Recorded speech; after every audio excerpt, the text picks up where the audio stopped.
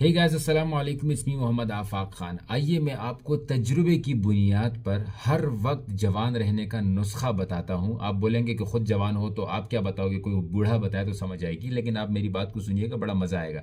लेकिन इससे पहले मैं आपको एक अपनी लाइफ एक्सपीरियंस की एक चीज़ सुनाता हूँ कि जिस ज़माने में मीडिया की फील्ड से जुड़ा हुआ था, तो हम लोग मुख्तलिफ ये बॉलीवुड के एक्टर्स और एक्ट्रेसेस से मुलाकातें करते थे, इनसे इंटरव्यूज़ हुआ करते थे, चाहे वो सलमान खान हो, कतरीना कैफ हो, या हुमायूं सईद वगैरह हो, अदनान सिद्दीकी वगैरह हो, अदनान समी हो।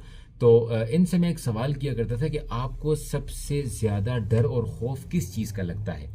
तो तकरीबन सबका जवाब एक ही होता था कि हमें सबसे ज़्यादा खौफ जो है वो बुढ़ापे का है, क्योंकि जब हमारा बुढ़ापा आ गया तो हमारी मार्केट वैल्यू जो है वो ख़त्म हो जाती है। चाहे कितना भी बड़ा लेजेंड क्यों ना हो, कितनी भी खूबसूरत या कितना भी खूबसूरत अदाकार क्यों ना हो, उनकी वो वैल्यू ख़त्म हो जाती है। फ़िल्टर और मेकअप और पता नहीं क्या क्या सर्जरियाँ करनी पड़ती हैं हर वक्त जवान रहने के लिए।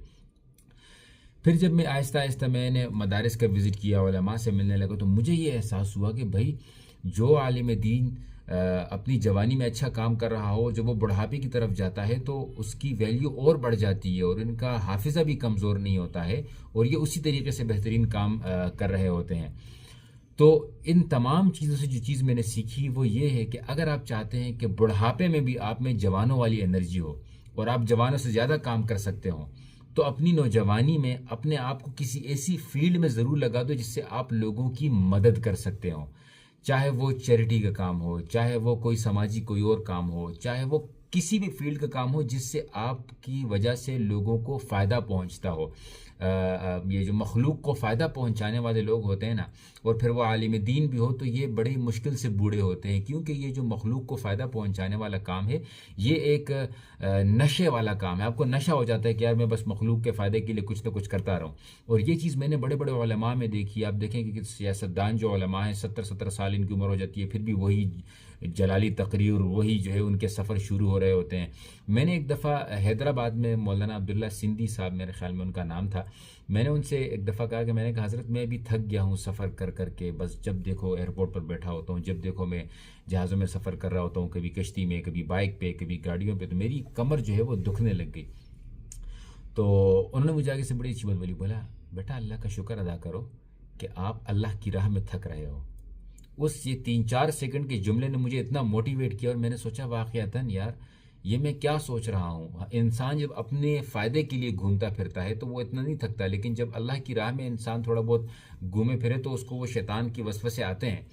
तो मेरी ये ज़ाती राय है कि इस वक्त जो भी ये वीडियो को देख रहा है, आप माशाल्लाह अगर मेरी उम्र के हैं या मेरी उम्र से बड़े हैं या मेरी उम्र से छोटे हैं, अपनी ज़िंदगी के मकसद बना लो कि चलो अपने लिए बहुत पैसा बनाऊंगा, अपने लिए बहुत काम करूंगा, जो जो मेरे दिल में आए वो मैं करूंगा, लेकिन साथ ही साथ में मखलूक के फ़ायदे के लिए कोई ना कोई मिशन के साथ ज़रूर जुड़ जाऊंगा।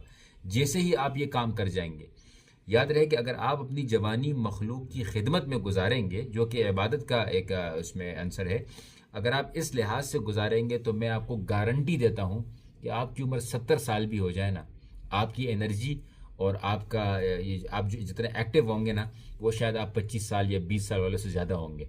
तो ये एक छोटी सी मेरी ज़ाती एक्सपीरियंस था जो कि मैंने सोचा आप सबके साथ शेयर कर दूं।